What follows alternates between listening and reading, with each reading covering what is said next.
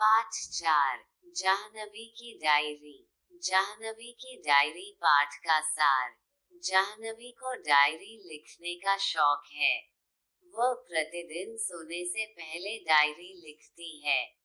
Diary से पता चलता है कि 10 अक्टूबर सन 2010 को वह अपने चाचा के पास मुंबई आई हुई है और चाचा चाची तथा अपने चचेरे भाई बहन के साथ मुंबई घूम रही है।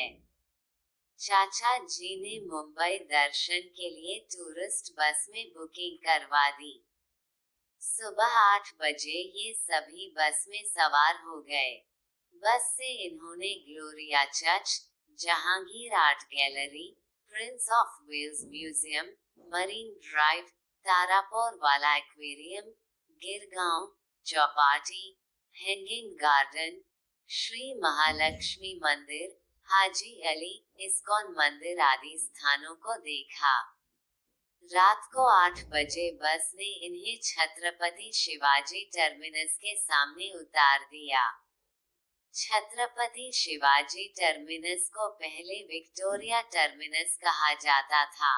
मुंबई बहुत ही भीड़ भाड़ वाला महानगर है। यहाँ के लोगों का जीवन तेज रफ्तार का है। यहाँ हर किसी को एक दूसरे से आगे निकलने की तेजी है। अगले दिन अर्थात 11 अक्टूबर सन 2010 को इन्होंने एलिफेंटा द्वीप देखने जाना था। इसलिए सुबह जल्दी जल्दी तैयार होकर वे गेटवे ऑफ इंडिया पहुंच गए। गेटवे ऑफ इंडिया के पीछे ही अरब सागर है। इसी सागर में एलिफेंटा द्वीप है। द्वीप तक पहुंचने के लिए इन्हें स्टीमर पर जाना पड़ा।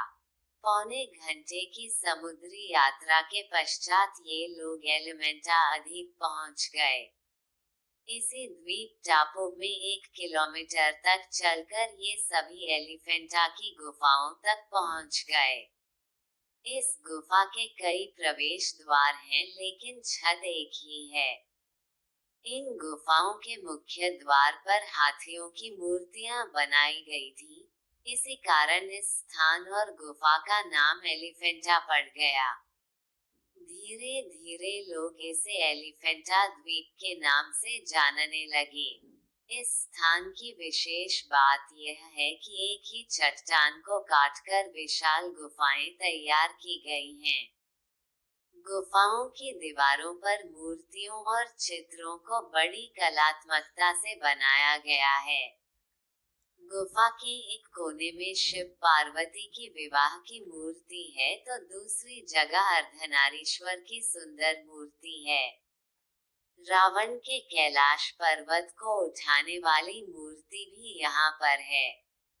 आगे जाकर एक चट्टान के नीचे गंगा का एक अनूठा कुंड देखा, जिसका जल ऊपर से शांत दिखता है पर अंदर ही अंदर चलता रहता है। एलिफेंटा गुफाओं की इस भव्य सुंदरता को देखते हुए ये लोग बाहर आ गए। सचमुच एलिफेंटा द्वीप की ये गुफाएं आज भी भारत के गौरवशाली अतीत को प्रस्तुत कर रही हैं।